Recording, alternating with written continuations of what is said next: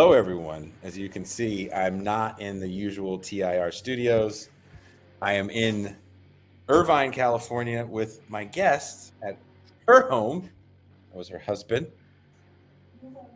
also a professor. So we recorded an interview earlier today, and we just got the file. With the last 2 minutes, the file came in. So I'm just going to share a screen so we can see the interview that we did, the uncut interview that I got to do with Catherine Liu, where we discussed Gangster Capitalism, a theme that she's been working on. Wherever you're watching or listening to the show, there should be a link in the description to her YouTube channel where she has a very short 5-part series. I think it's probably all of 20 minutes. So a really good, quick little precursor to what we're going to be talking about today, if you want to dig a little deeper. Let's find this file. Let's share the screen so you guys can see it. I can hear the music. This is very odd for me. So I'm not at my computer. So I'm at Catherine's computer, and there's a lot of stuff she has going on while I'm trying to share the screen. So hopefully you guys see the screen. And do we see it? Yes! So I'm just going to press play, and we can watch this interview. Drea says she never noticed Jason has earrings. Yes, I do. I don't have my soundboard here to go. Nuri says Jason is wearing his insurance salesman shirt. Why? There's nothing I can do that you people won't clown. I'm okay with that. I got a sense of humor. But I did convince Catherine and her husband to go to Popeyes. That should have been live streamed. That was an adventure and a half. So I'm going to shut up now and let's watch the interview. Can you just do it regular speed? Why does it have to do a speed? Okay. In Baja, I am up north at UC Irvine Studios. We're going to call it UC Irvine Studios for all intents and purposes today. And I want to send a big shout out to them for letting us use this place. And also a huge shout out to Riley for putting this all together. But I'm here with a TIR favorite, a friend in real life, the Catherine Liu.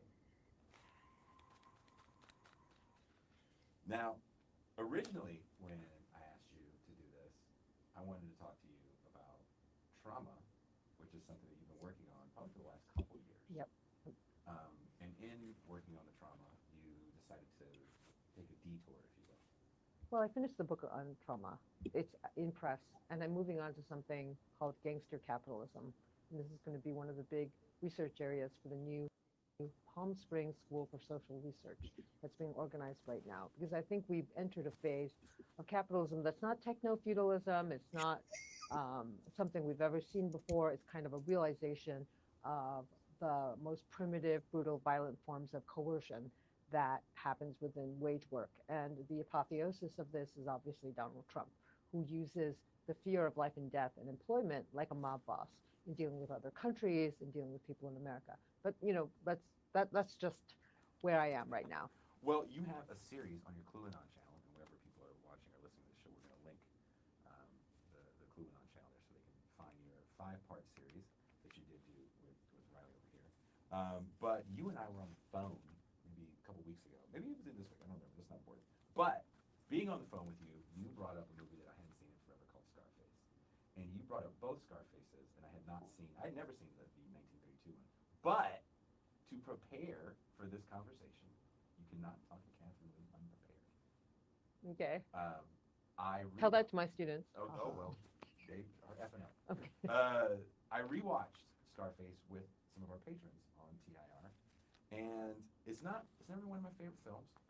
And Which one, the De Palma one or the Howard one. Hawk one? And like I said, I did watch the 32 one before I drove up here. But both of them deal with immigrant Tonys. Mm-hmm.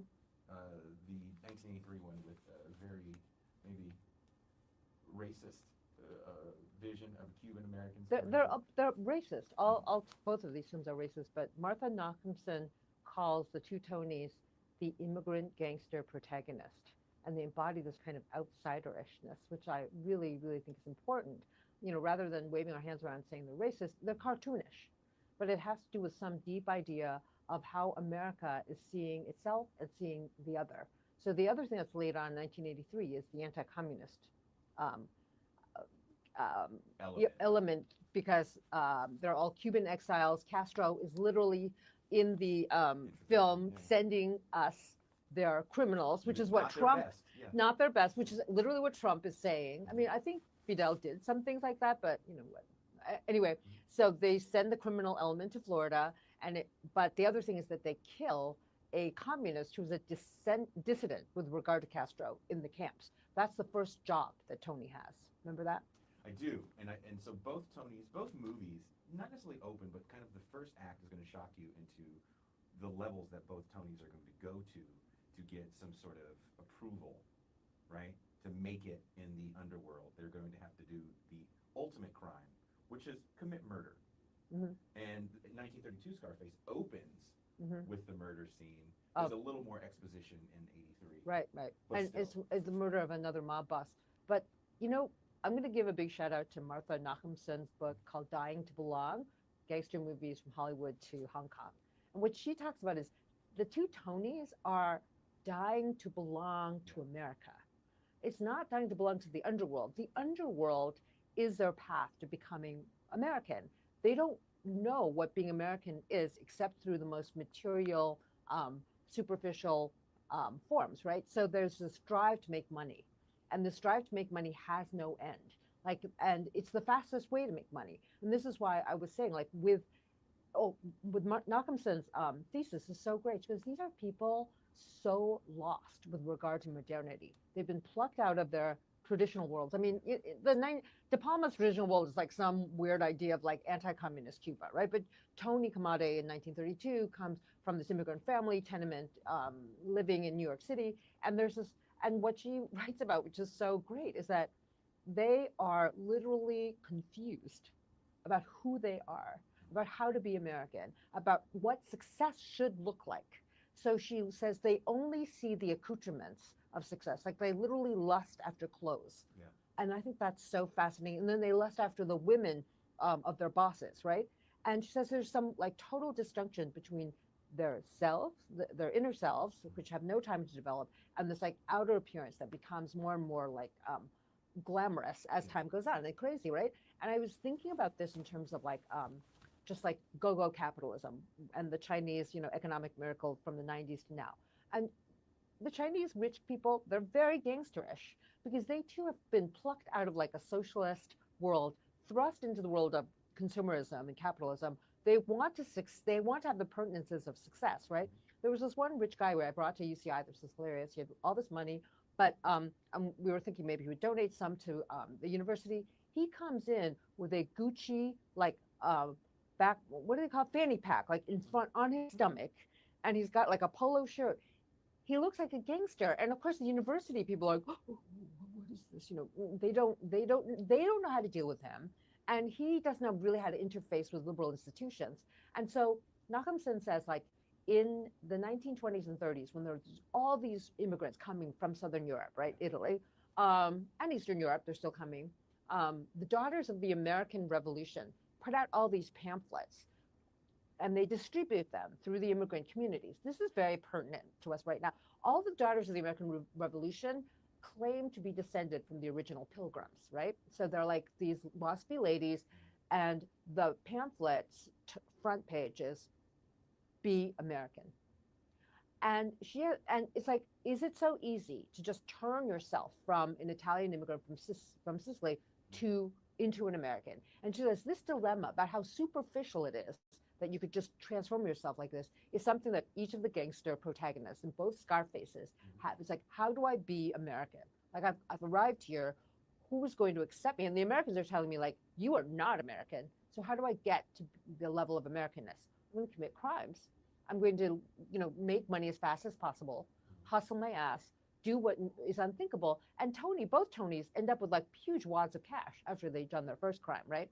But that substance, it just is not enough, right? They're still lusting after like the next thing. I need the boss's wife. I need the beautiful house. Does it feel like both of them though understand capitalism as the ability to, how can I put this? In watching both films, both of them see these hits as just a way to get at the table so they can kill the next guy. They're for me, I don't know if you see it the same way. I see both Tonys as looking at these men as weak, and that's why they can lust after those women. It's a test. And again, I know we come from similar backgrounds, but not the same. But there's certain types of, I hate to say this word out loud, alpha male individuals. When they're that, if they're that violent, right? This is, like you said, this is a cartoonish level of violent individual. It's going to kill someone and just not care about it 5 seconds later. They are going to look at the person that paid them as, are you a punk or not? And that's how both those Tonys read that guy in the room. You're talking down to me, because that's all you have.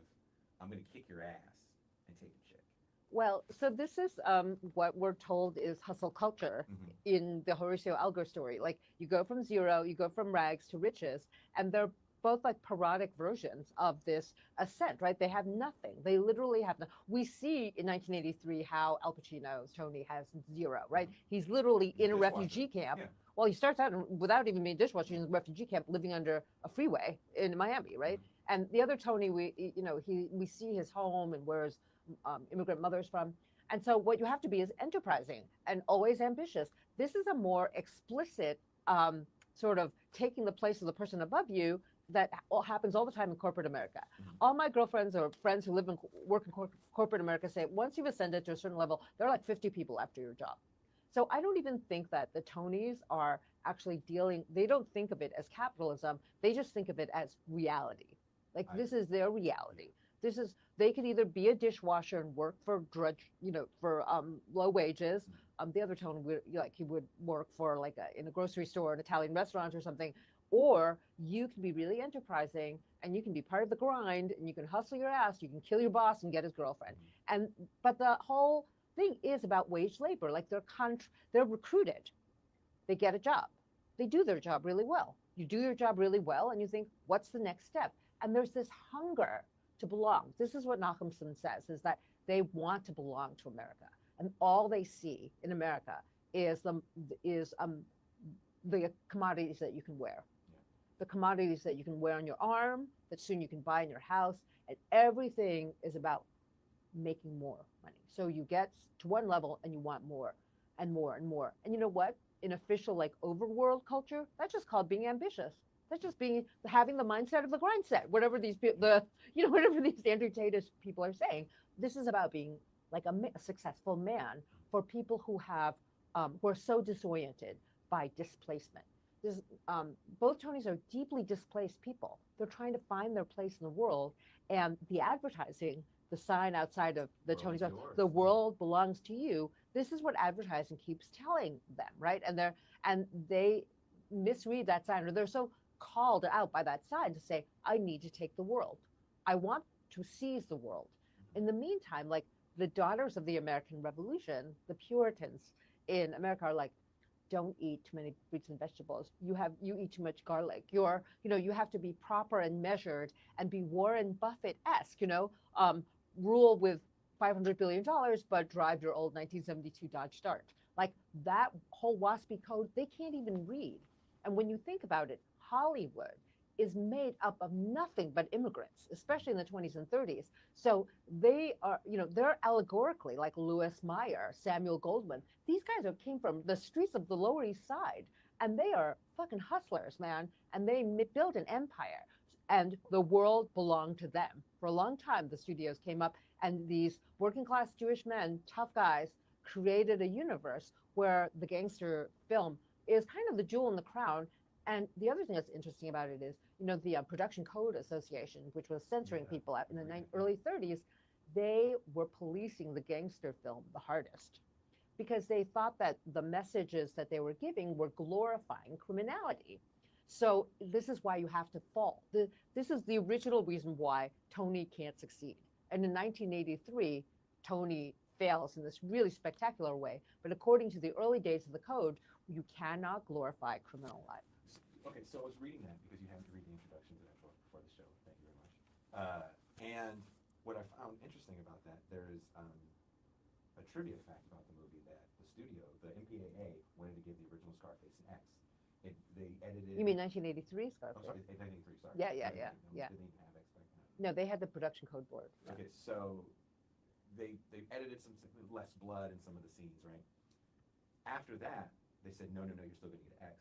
And so De Palma and the studio fought, and they were able to keep the cut that we all know now, right? And get an R rating. Mm-hmm. And the way they were able to do it, I don't know if you know this, they had retired law enforcement come in and say, this is an important film because this is how this underworld behaves. Well, I found interesting about that is there's a lot of, there's plot contrivance in the story when you think about, we don't know what the hell Tony Montana is in the grand scheme of drug dealing, right? We see this more with quote-unquote black movies about the hood.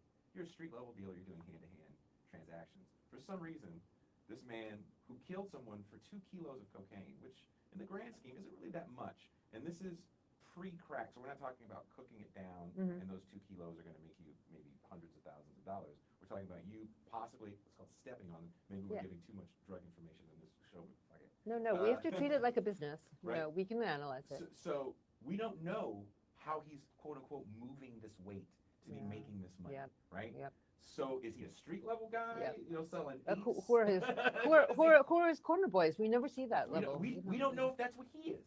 But for some reason, he makes it all the way to South America to meet with the big connection, and then the big connection towards the third act of the movie has him kill like a senator or something, some political official, which is, it doesn't make sense. Like that would never happen. Like all that stuff would never happen in the real world. But yet, law enforcement officials came in and said, this is the story that these young kids need to see so they know that a gangster's life ain't fun.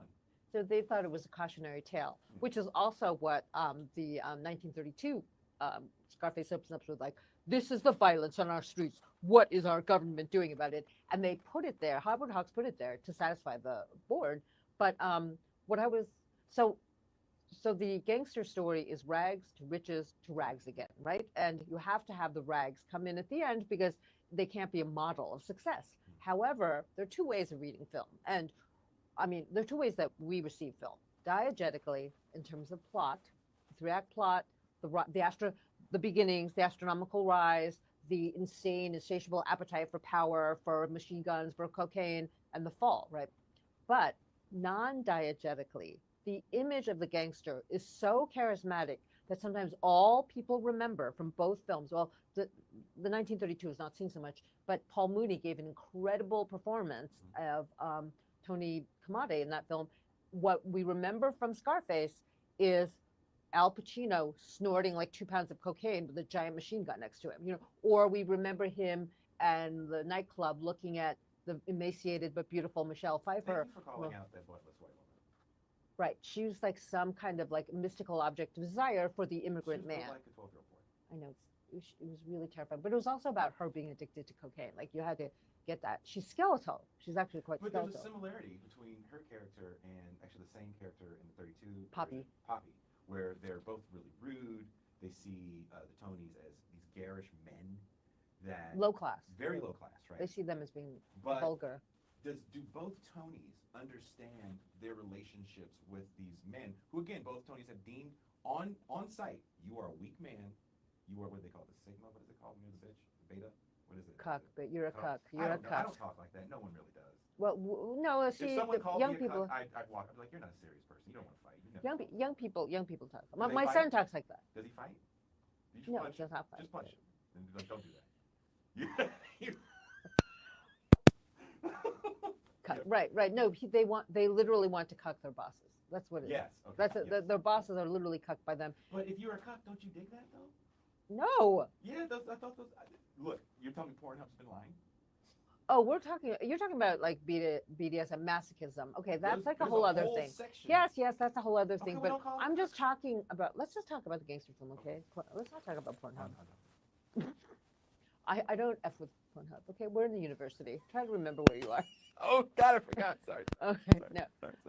What am I gonna, you're just trying to get me into trouble here. Kids, don't go on Pornhub. You heard it right here. You heard it from me. Don't work for porn. Sex work is degrading, and porn is bad for you. Okay. The whole gender studies department. Yeah. Oh yeah. There's like 5 people now that wrote 8 books. Oh, I know. On like sex work is work. Yeah. Can we please not On talk about the this? Cucking, Okay. the cucking of No. the professors. No. Okay. Let's not talk about this right now. What I wanted to say was that these women are so transactional. Yes. They are into power, and their Yes. whole relationship that they look at the Tonys differently once they think the Tonys are on top. I want to get nerdy and come back to Nachemson again. She says that there's something about the strutting and the performance and the exaggerated masculinity of the gangster and their foreignness that actually makes them very femme.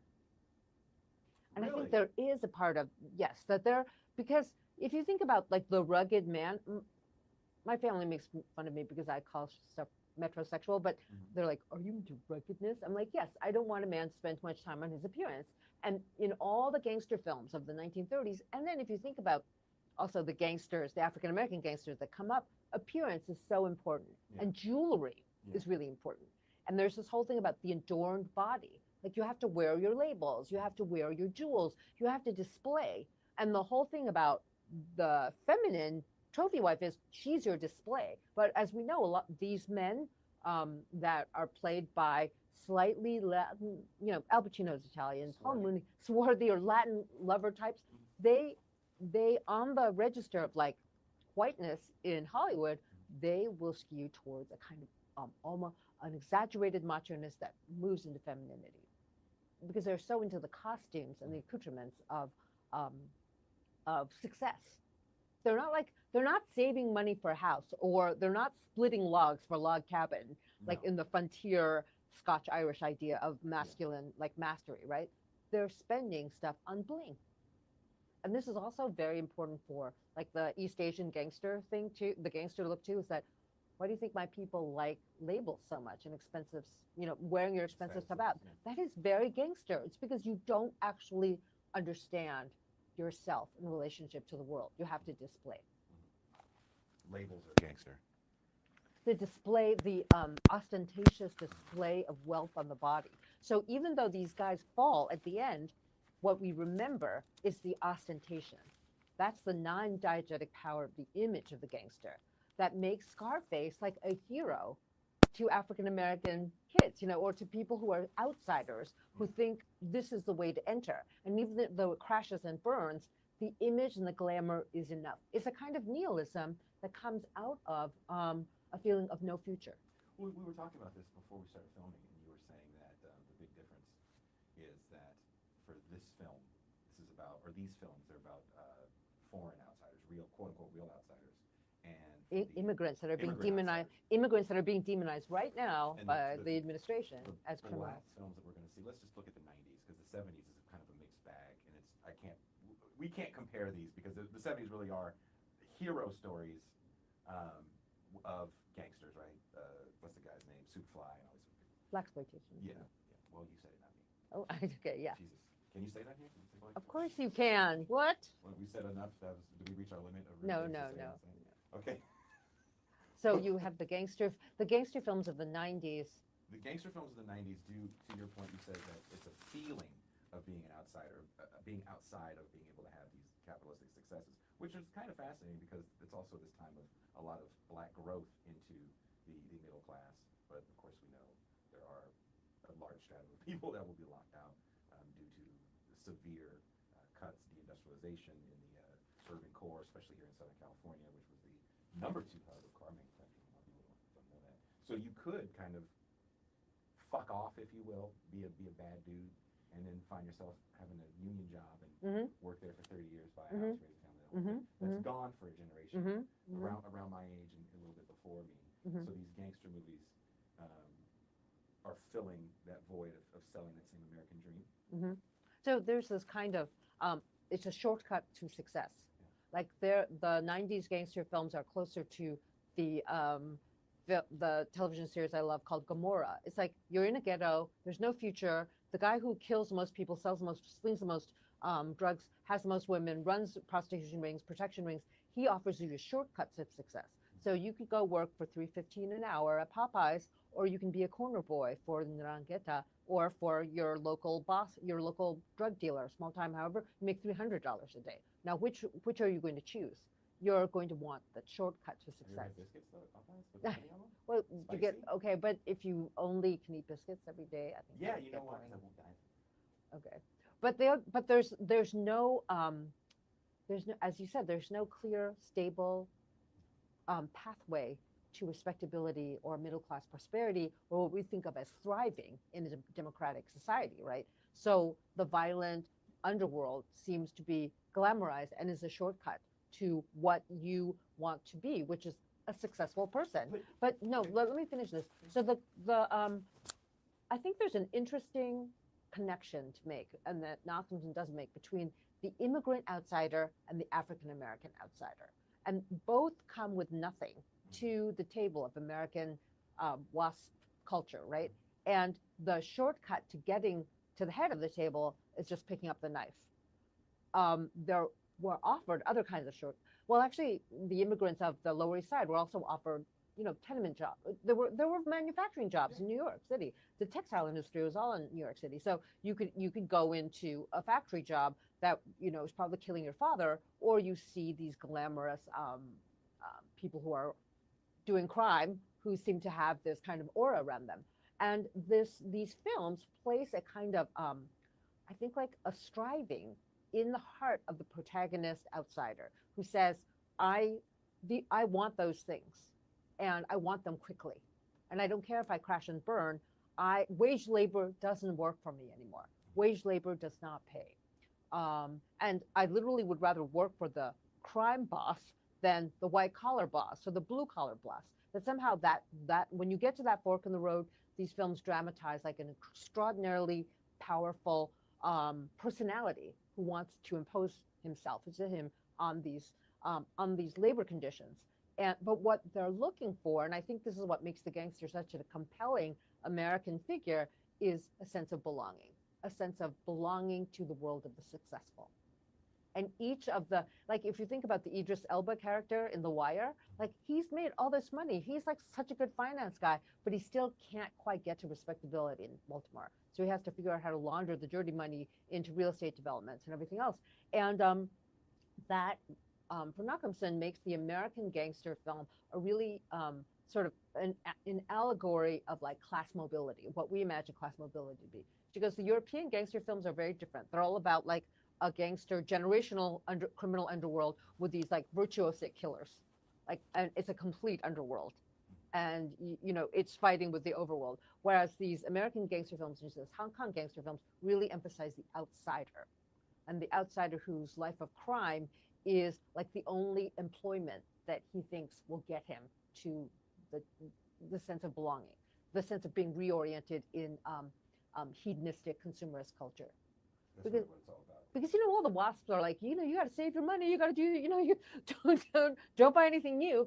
This was, pre-1920s America was very much about thrift, right? Frugality. And once you had overproduction, once you introduce credit, everyone's going out there and spending money. And the outsider, the African American, is considered someone who has no self-control, who can't, well, once they earn something, they spend it all. This is how we got prohibition, because the daughters of the American Revolution were like, all those drunken immigrants are, killing themselves and beating their wives. We need to outlaw alcohol. Like, that was their solution. Like, there was no other path for them than just cutting people off from this kind of pleasure. And I was just listening to this pulp song, Common People, about the rich woman who he's dating at St. Martin's College, and he goes, you'll never know what it's like to have no future. All you'll do is smoke, drink, and fuck, because that's all you've got. And because he's dating this rich Greek girl. And I think that's what it is, like the immediacy of pleasure that American culture offered, all these outsiders, is so compellingly dramatized in these gangster films. Like, I want to do what other people do. I want to enjoy life. I want to have a fur coat. How do I get there? But isn't everyone telling Tony that too on the way up? Like Tony's kind of both Tonys, they're aspiring for this magical world of having it all. And as they get to having it all, after they've killed their boss, they've got the girl. Yeah. Then they get bored and they don't know how to be bored.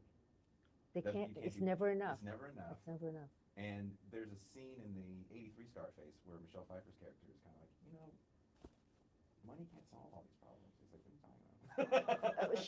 she's like trying to be a domestic person. Then I think what's really terrifying is that Tony Montana suddenly gets an intimation that the good life should be him being married to a woman who can bear children, and she can't have children, and that he calls her out for being like an infertile bitch. It's one of the most violent scenes in that film, right? Because he suddenly realized, like, I should have the white picket fence, not this trophy wife, but a woman who gives me children. This is what American society really, trumpets as the nirvana, and I don't fucking have it. I have this crazy mansion. I have this machine gun. I control the drug trade from Bolivia, wherever. In my bathroom, which is retarded. I'm carpeting my bathroom. Yeah.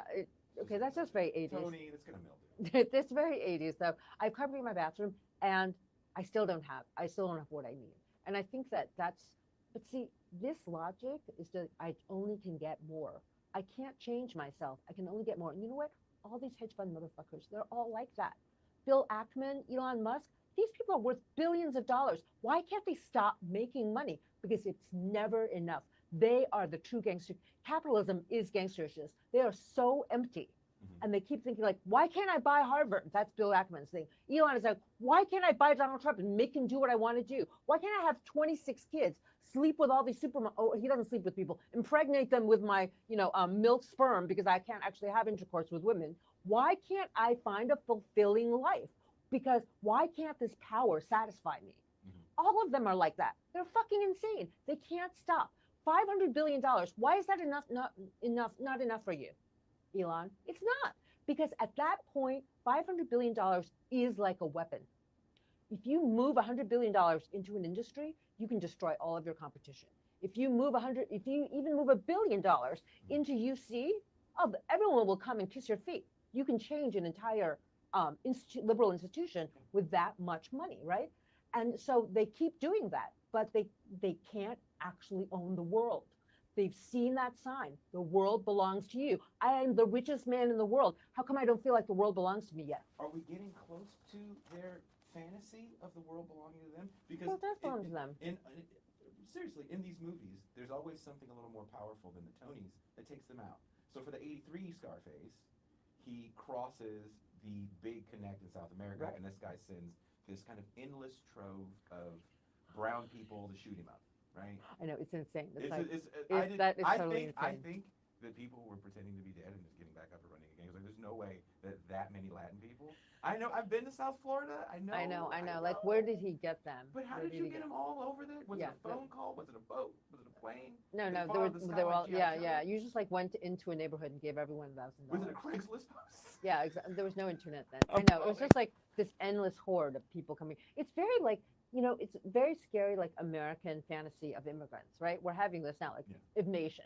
Yeah. Like they basically do an endless home invasion. An endless home invasion, and is that the fear for white America, that if you cross us, we will send all these brown people with machine guns? I don't know. So what you're saying is like the Tonys are actually small fry compared with these capitalists, because they don't. The Tonys are small. But when we pull back to what you're saying about the tech gangster capitalists, they are not. Bezos, look at his wedding, the $25 million wedding. That was very Tony Montana. But he's not a Tony though, right? He's bigger than. But what about his wife? His like Lauren Sanchez. That's like the trophy wife thing. Like you've gotten a cartoon of a woman. She is there's a lot of what's real in her. I'm not questioning, like the Michelle Pfeiffer skeleton, the Lauren Sanchez bustier corset wearing woman. I'm not going to question the realness of either of them. I think Bezos has regressed to Tony Montana level hunger for attention, for women, for power. It's like, you don't need to do that. Like, you don't need to ride around the Mediterranean with their $100 million yacht. We know you're rich. But you know what? They feel impervious. They feel invulnerable, and they want to show it to everyone. Like the class war should make them scared, but they feel like they've put down all the workers. They've put down any opposition to their seizure of the world. And they keep seizing the world in its most like powerful places, in its most vulnerable places. When Tony Montana, he starts to lose it because he violates one of the rules, right? In both movies, there's these both kind of codes of the street. There's no codes. Everybody tells on everybody else. They kind of say that, but I think the people that are writing the script and directing the movie don't really know that everybody tells. Prisons are filled with people that told on somebody. Yeah, okay, it's not a documentary, Jason. They're not documentary. You wanted to interview me, not some fucking... Okay, so there's no real code, but they violate a code. But Tony says it, right? They tell him, hey, you gotta keep your word in this business. If you keep your word in this business, the sky's the limit, kid. And Tony says, I've never killed anyone that didn't deserve it. So you can always justify why you killed someone. You can always justify why you tell on someone. But what's interesting to me about both Tonys is they're portrayed as so kind of ignorant that they do abide by the mythical code of not snitching. It's because they're fundamentally outsiders. Okay. Yeah, that's their fundamental outsiderishness. Yeah, they don't completely understand what's going on, and they don't have self-knowledge, and it's almost like in their moment of demise, they achieve some kind of like revelation, but it's only in these like grisly deaths because they are fundamentally like childlike and ignorant. And I also think that despite all of the protestations that these two films don't glorify criminals, they make the gangster the allegorical hero of the outsider with regard to capitalism and modernity itself. Like they're literally outside of the time and the rhythms of wage work life. They never have to clock in at 9 to 5. This is how most people live. This is how most people make a living, right? They think that they've escaped drudgery, but they've launched themselves into a world with almost no limits, and it's terrifying, and that's how they have to fall. It's like gravity doesn't work in that world anymore. And they say that Kamado, like in the end, just loves his machine gun, right? That's his true partner. That's his true lover. I feel like the first was a little more violent, a little more gun heavy, even though the 83 remake is pretty violent. It's got some scenes, but there's so many scenes where people are just dead in front of other people and they're just kind of stepping over them and don't really care. So this is really crazy because right around the time that it was released, the Hays Code came in much more strictly. And if this film had been released in 1934, it wouldn't have made it past the censors. So it was like right on the cusp. And they put that, preamble in where it's like, government, this is the violence of our streets. And that allowed them to slip past the first, that censorship. But by 1934, you couldn't have had that kind of violence. So this is what makes it related to earlier films that were even in silent cinema about gangster life, which were very, very violent. Well, gangster life was violent. Well, I know, but the underworld, the film world was always fascinated by the underworld, and I think Malcolmson mentions like Murder in Pig Alley. Some of these films were really like realistic entryways into like tenement life, working class life, right? And they were extremely violent. The gangster was often like a hero. And by the early 30s, they cleaned it all up. Like the studios were like, okay, please don't come and censor us. Fatty Arbuckle had killed that young woman in his house. Like Hollywood's going to clean up his act. We are going to, sanitize the films. We will no longer glorify criminality. And the first Scarface, Howard Hawks' Scarface, is like right on. It's what makes this film so interesting. It's like right on the edge of when things get much more gentrified and much more sanitized and they become like message movies, like don't do crime. But I always think, but Hollywood's still fascinated by crime, and the criminals are the most compelling characters still. Have you ever seen the movie, the Rusty Cundiff movie from the 90s, the satire on hip-hop, Fear of Black Hat? Remember that? We'll let your kid watch that. There's a scene in it, he's making fun of rap, and there's a song they have that they perform in front of children called Gangsters Life Ain't Fun. And so they're all in a hot tub with naked women. And he's got money everywhere, and they're like, okay, don't do this, kid. And that's how I feel whenever I watch these movies. Because you're always like, I would leave. I would be like, all right, I got enough money now. I'm going to go take this skinny chick, and we're going to go. That's how you feel in every gangster film. That's what I keep, like, get out now. Get out now. You've got $1 million. What can you go buy a Popeyes franchise? I would totally go Popeyes. She's saying that, people, because she's racist. She's not saying it for any other reason. other than racism. I have You're made racist, no Steve. Asian jokes that No, you no. guys saw, but I made no Asian jokes. You called me very small, and I know that that's coded for small Asian lady, and It's that's just coded racist. for so. your petite feet. No, Anyways, it's not. My feet are not petite. Okay, well, it's an equal opportunity racism that Jason and I have because yes, we live in a Blasian world. So white I people, do. white people do not do this at home. Don't.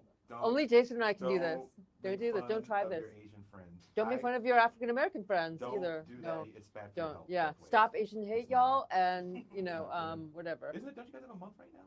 No, Did it's I miss way it? over. Did I miss So it? over. You know what I always say about that? When What do they you say? give you a month, you know you're in trouble. When was Asian month?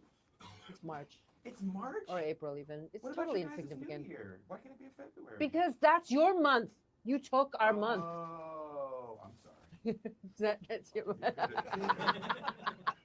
You took Well, our you could month. have got a discount At the Lunar New Year's Festival? the- No. via No. Chang's. Oh my God. At least you didn't say Panda Express. At least you didn't say Panda Express. Okay. Wait, who the hell do you think I am? I'm civilized. Okay? This is a Oh my mic God. right here, all right?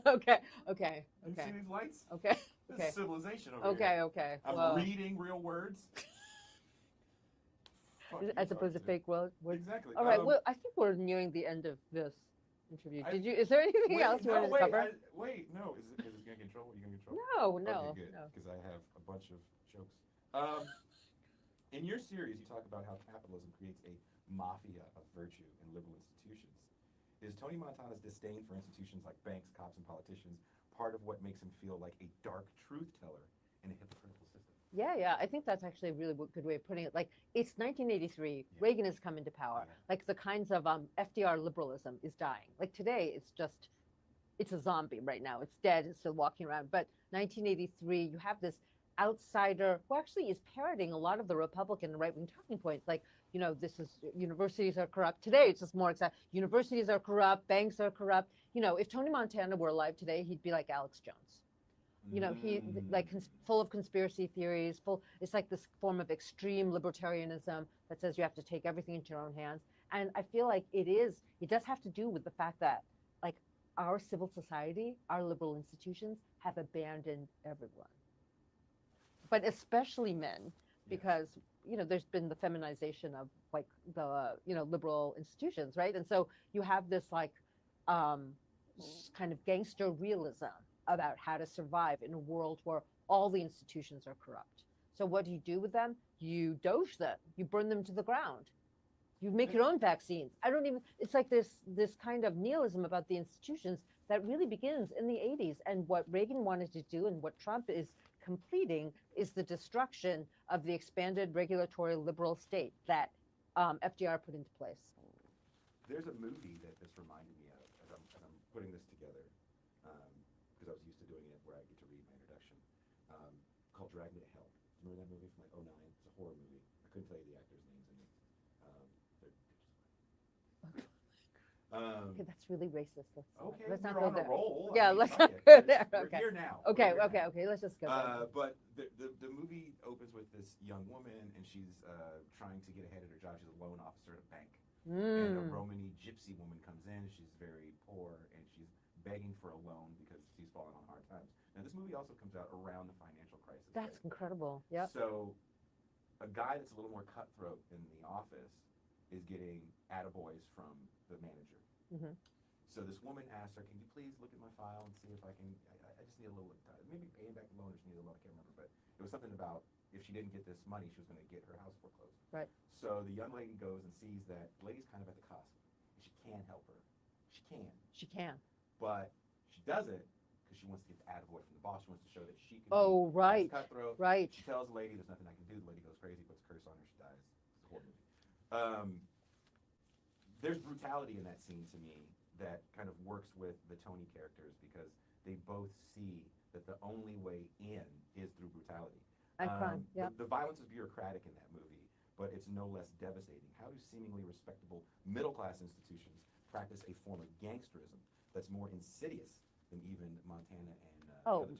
Oh my God! There's the foreclosure on the homes when the banks took the big billion-dollar bailout from the government and then took away people's homes. That was just, that's pure economic violence, right? But I think even on a more basic level, I think that the kinds of surveillance that average workers are having to submit to now, if you work for Amazon, drive for UPS, if you're an Uber driver, it's basically like your boss is watching you all the time. That kind of invasion, that kind of demand of absolute loyalty is this kind of like slow violence of today's employment conditions, barely paying you enough money, but surveilling every aspect of your life. To me, that's like a mob boss type extortion. So the other thing is that I think our not having portable healthcare makes every form of employment that brings with it healthcare a protection racket. Because if you don't do what I say, you lose your job and you're just dying on the street, right? Because Medicare and Medicaid are gone, and people like the Dems said, Obama said we couldn't have universal single payer. So this is the core of Marxist idea of class struggle, is that the boss will try to take as much from you and from your labor as possible, and you are going to try to take as much of your life back from the boss. And that's the core of violence and exploitation. Nobody really wants to look at it this way because they're like, oh yeah, that's too simplistic, Catherine. Okay, fine, we can talk about simplest value all you want, but if you want to understand the wage relation, that kind of coercion is the core of the relation of life or death to which you submit in this world. And we all have to make ourselves fit into these jobs. Now, when I was coming up in the world, I mean, things were already pretty shitty. I knew that I had to literally like hold my tongue, eat shit to, move through the ranks of the professoriate, because there would be some reward at the end. Now I'm looking at this and I'm thinking, I played by the rules, but these rules are rigged. The whole system is rigged. Like, what am I leaving behind in an institution that makes me feel like I can't, my position is slightly different from other professors, but you can't really make a difference. You can just be a cog in the machine. Professional organizations have been cartelized, from the American Medical Association to the American Association of University Professors. We protect our interests. And we've been taught by the powers that be, both the liberals and the conservatives, that each identity category is just a special interest group. But our loyalty has to be to capitalism.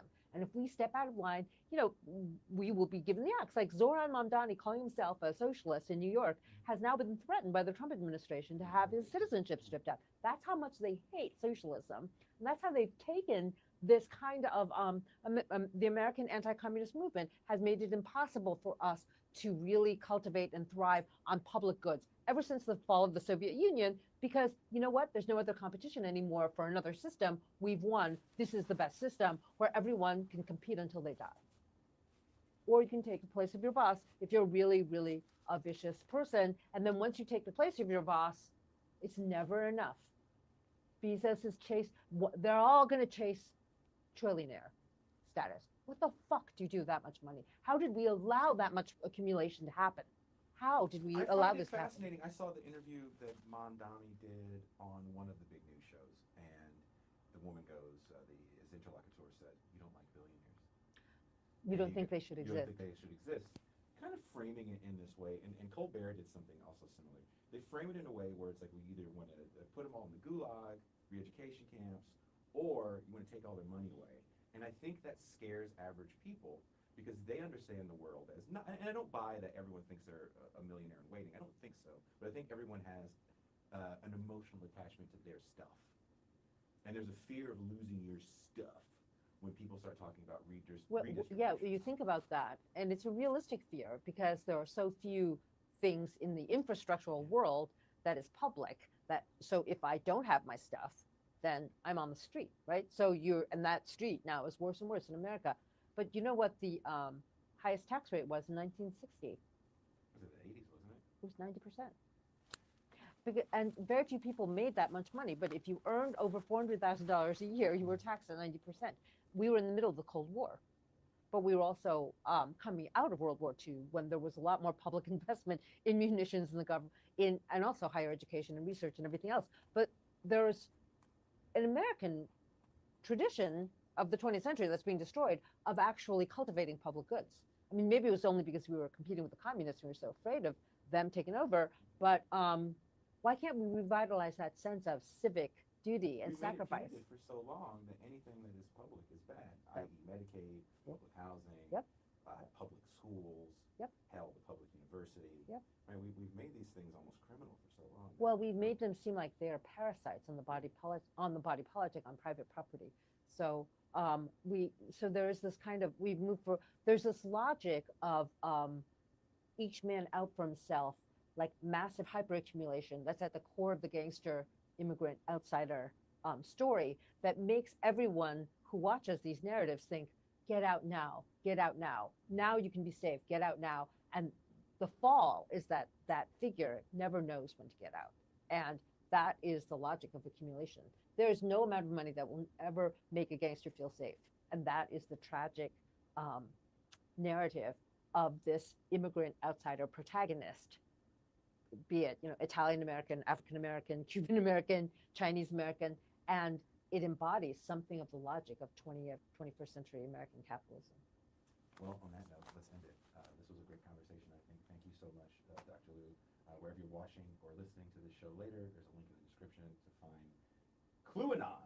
I'm doing a whole series of reading groups around this topic. I'm really grateful to Jason to let me sort of expand on it more at QAnonsubstack.com. For the small sum of $5 a month, you get to participate in the seminars, you get to links to the films and a lot of the readings. I really think it's vital that we understand this moment through the lens of gangster capitalism. And I want to again thank our friends that helped us Yeah. put this together. Riley and Andrew, thank you guys very much.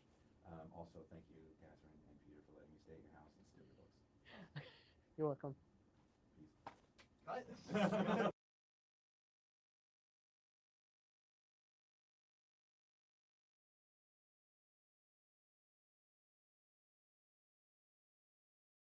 Peace. Bam! So Are we on? We are on. We're live. Oh wow! You have The anything to lighting looks say? pretty good. No, I thought that was pretty good. I wish someone had told me to move my bangs around. Jesus. You know what my problem is? I always feel fat. I always feel fat, My and I was bangs should look like this. looking at myself from I need there, and I'm like, I need the camera to hit me from about here. I know the camera. So you can see the gains. All right. Well, okay. Well, and the okay. slimness we're of both the very, V. very. We're can see the both slimness very, of the very V. vain. Okay. That Someone says I was. You're not supposed to read the chat. I'm not supposed to read the chat. Then what am I supposed to do? Just talk to you? You're Okay, supposed, I'm yeah, like like mad this. about See, my bangs. this is why we did it the way we did it. So you can't see people telling you to fuck off on the side of the screen. Oh, Right. okay. Okay. That's why I do that. Sorry Yeah. about sticking my head in there. We're still streaming. We're still live. We can take questions. If you guys have any questions for Catherine, I'm fat for real. Yeah. Just he's stop not being fat. so fat phobic. He's a little Right, you're kid. fat. I don't want to be fattest. Even if we get rid of billionaires, millionaires, and 100,000aires are extremely dangerous in our post-Citizens United government. Don't read the chat. 100,000. I'm not. I Sure would fight 100,000aire. Mm-mm. I'd fight that guy. I don't care if you got a John Deere mower. Yeah. You don't want to see me in these No, streets. capital means not just sums of money, but controlling the means of production, which on 100,000 there can't even buy a Popeye franchise now. Sorry. Damn. You need So a million. the reason why she's You talking need about to own a business. You need to employ workers. That's the capitalist. Catherine Liu went to Popeyes for the first time. Did And not go for the first time, but not the first time in a long time. the next time you see her on a stream, she will be wearing a dashiki. Maybe. So only if you wear a kimono. I would, dude. I would totally wear No, you like would not. the kung fu shit. I would dress like David Carradine in kung fu. I would do that shit. But I've been with Filipino women, and I could just No, I'm dress not like gonna a let black you. dude. No. No. So I can only afford a Craftsman more. Look, home ownership is not the same thing as owning a Get a Bojangles friend. Bojangles. Bojangles. We don't have them in here. Bojangles to me is the church's chicken of chicken franchises. It's in the South, and these people think they're so wonderful. They're not. They're not better than Popeyes. Hi, Catherine. Was the post-war era the most worker-centered policies America can have? Well, I'm hoping that in the future we can still have better ones, but it was a high point in worker power. In 1947, there were 4 million people on strike at any given time. Mm. And partially, part of that was the fact that with industrialization during the Second World War, workers suddenly realized that their conditions were really poor, and they realized that they had won the war by building the tanks, making the bullets, and they wanted better work conditions. So that's when people were scared of workers, like scared of the strike, scared of worker disruption, and the state and the capitalists in collusion, in organization, criminal if you like, decided we can't ever let workers have this much power again over the next 40 years. Fuck Or 'em. thirty. That's what they And said, and fuck 'em. by the time Reagan was elected, it was like, this is, they used all sorts of kinds of tactics, Volcker's The Volcker inflation shock and things like that to depress wages, create deindustrialization was also great, export all the jobs to Japan, Taiwan, South Korea, so that we could create a zone of protection against China, zone of prosperity against China, but also destroy and demoralize the American worker. Andrew asks, in the next decade, do you see significant cuts to the UC system? Next decade, try next year. Try next year. We're looking at 3 to 9% cuts across the board. We have a hiring freeze. The NIH and NSF funds are gone or, destroyed, at least for now, although I don't see anyone dismantling any labs. Those guys are rich in the sciences. But what they want to do with the sciences in California is create a privately funded California Science Foundation to replace the NSF, because all the Silicon Valley bros need science to be good, and they'll consolidate the humanities, make it shittier. And when we make it shittier, we make it more identity politics driven, because we want to pretend that we're still relevant, although we don't teach history in an important way anymore. And we're just going to keep shrinking the humanities and social sciences. So everything will be like a freaking TED talk. That's how much you'll need to know about anything in the world. Be like, what happened in 1600? 1600 was what? What? And everyone, That's a frightening reality. There'll be a prevalence of even greater degrees of ignorance than Jason and I were complaining about before, in terms of young people and their sense of history. And how can you have a democracy when people don't know basic things about their own country or civic society or culture or anything like that? Like, we've reached the limit of what we can do with cutting things. And everyone's like worried about AI and AI making us all dumber, and it's happening. Although the AI, what's worse, and I asked this question to you, and I asked this question to Peter as well, since you guys are both professors, is AI worse than students watching 1 to 5 minute videos about any given topic, thinking that they know everything about it? What's worse in your opinion, Peter? AI or YouTube? AI or TikTok? He's not answering. So what I think is also crazy is that I've been reading student papers for 30 years. Peter's in the room. Yeah, Is Peter witness protection? Is Peter witness protection?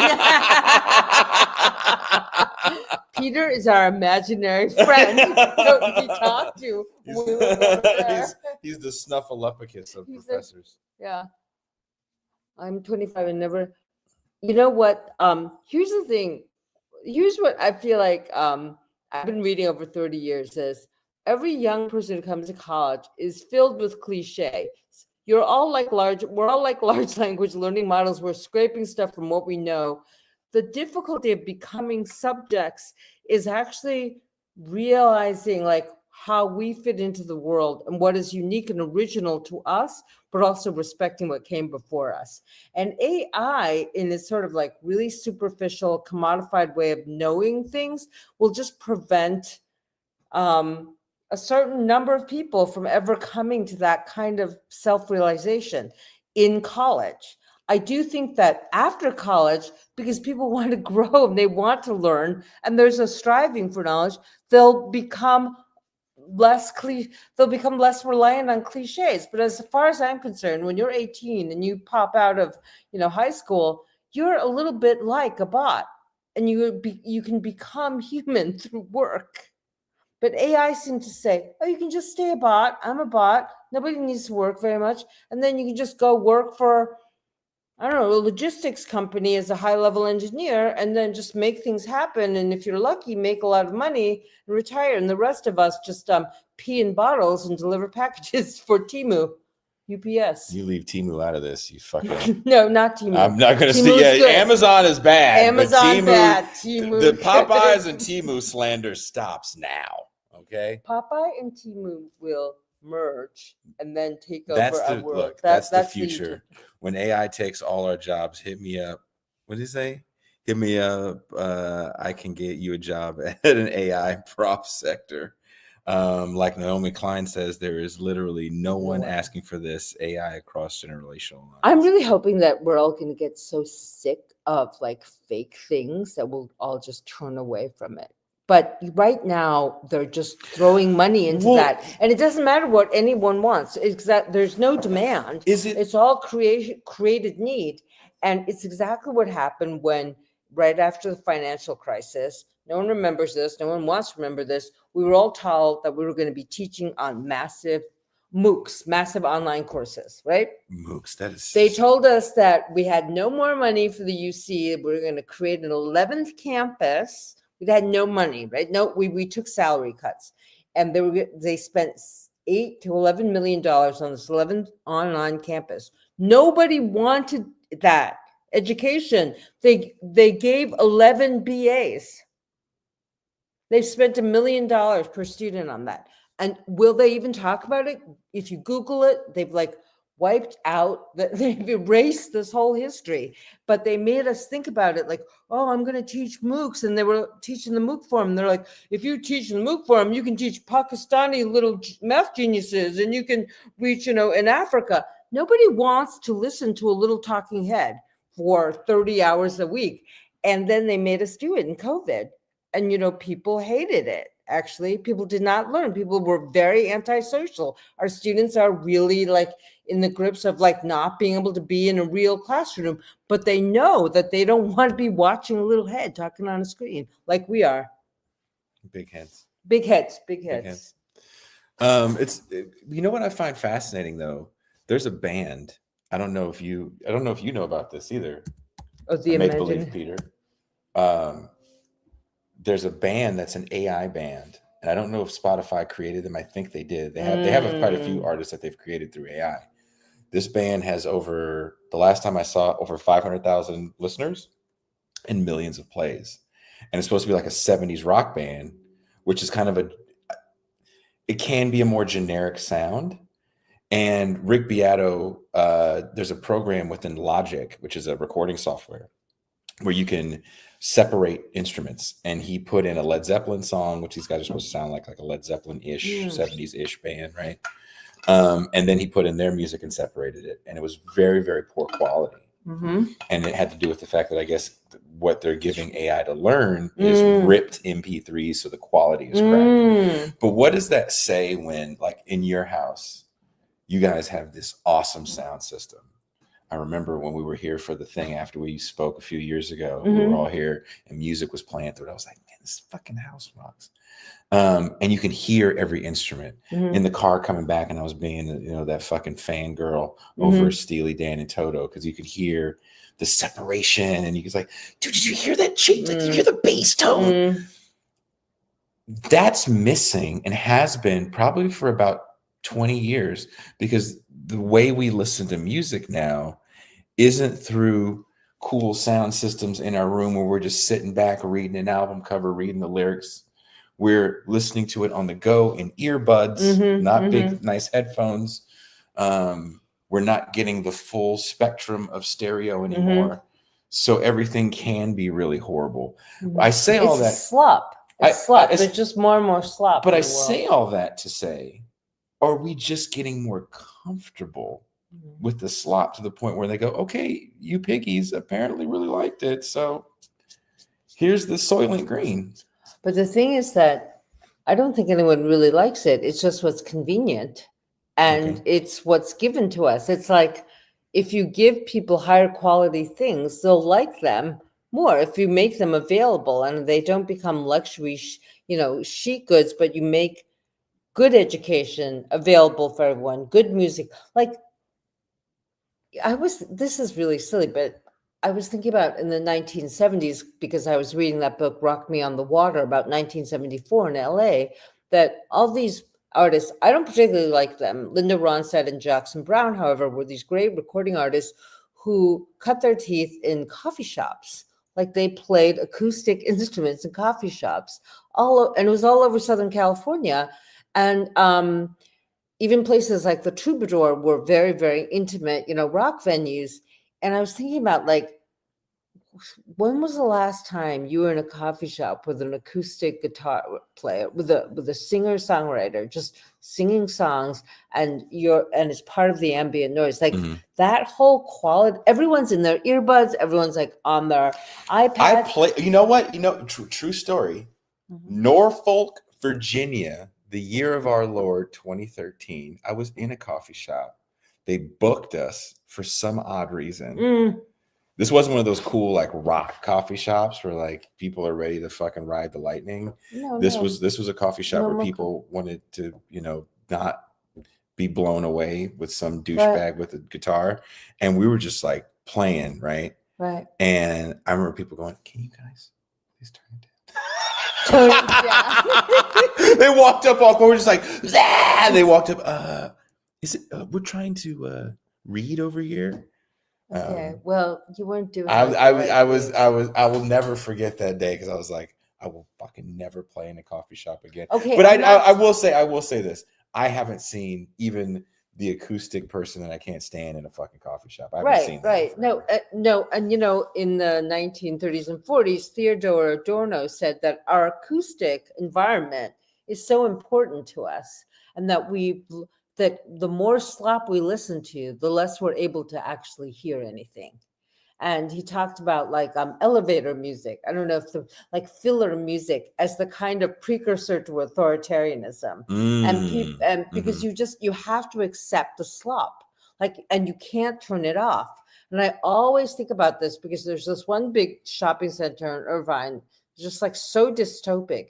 You walk out of your car and there's music in the parking lot. And one of the first things you realize when you leave America is that this is not normal. Like you don't like there's no ambient, like shitty music. Sometimes they're playing Bowie or Prince really softly. This music was never meant to be played softly, but it's like you just have to accept it. This is the ambient noise. This is the wallpaper. This is the shitty culture that you're going to get. It's not really engaging. But it's there and you can't escape it. It's the sort of mollification of the world that creates this kind of slop through music. And it's so that non-intentional music, non-intentional listening makes us all more compliant.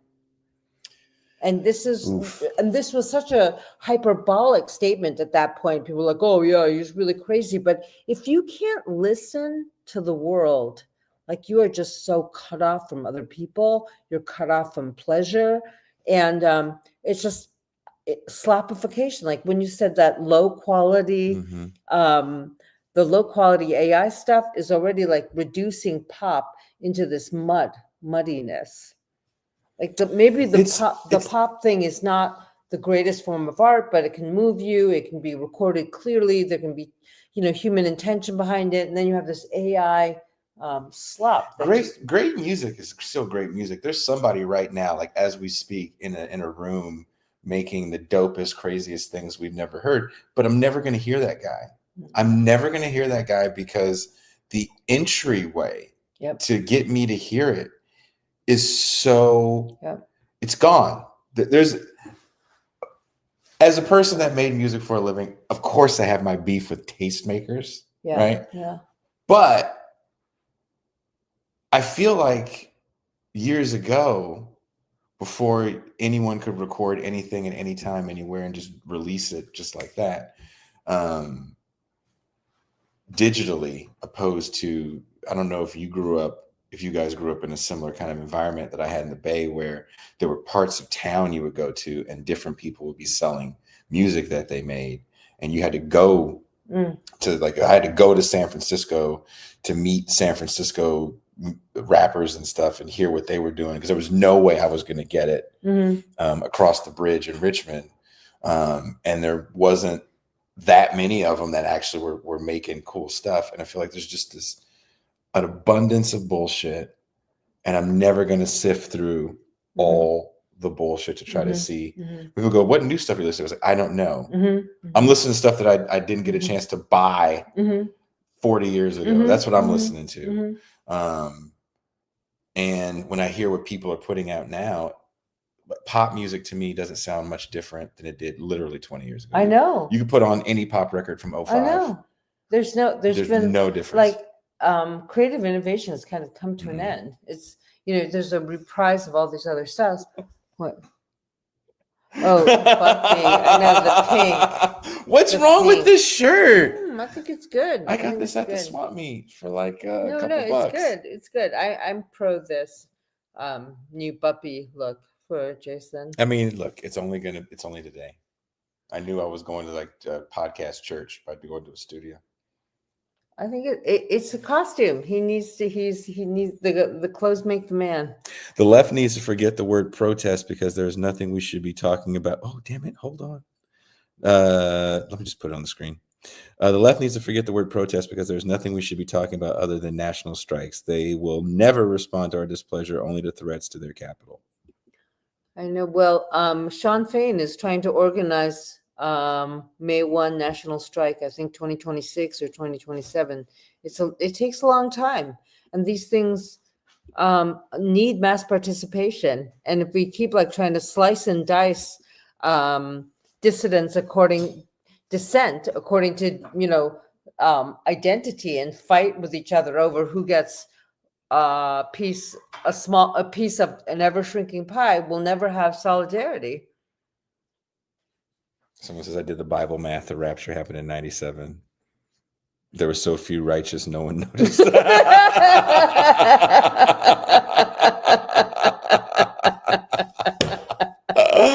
Oh, right. So we're all in hell. Okay. Chuck L says, I fell into a beatboxing rabbit hole. It's insane what these guys are doing. Like I said, there's this band that I heard the other day, because their guitar player played in a band that I really dug. And it's called House of Protection. I thought it was the dumbest name I've ever heard.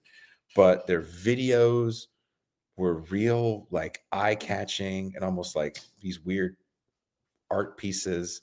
And their music was something that I never really heard before. So like I said, there's people doing stuff, but it's just so hard to find the new interesting things. Yep. Maybe we've just got to what? He says, here's the irony, I'm wearing Jason's same shirt right now. I got this on the street in Tijuana. I think it's good to look normie. I think it's good to be normie. We should all be more normie. We gotta when you're but I'm so fucking cool that no matter what I do. Yeah, exactly. Cool. Look, did any more questions? Catherine's hitting curfew. No, I think the imaginary Peter, whose dining room I share, had just went upstairs with a shot of mezcal. So I think that's the cue. That's the cue. That's the cue. It's drink o'clock. It's drink o'clock over here, and we don't want a drunk stream. It's a fucking golf shirt. No, it's not. I'm going to tell you right now, it is not a golf shirt. It is cotton. This is quality. Right? Yeah. It's I wore this to my daughter's graduation, so I wouldn't embarrass her. You look very respectable. All right. Thank you guys so much, and I will see you guys Saturday, where Matt McManus and Ben Burgess will come on and talk about their new book on Revol Press, Flowers for Marx. And where we're going? Where's the outro music? And I am.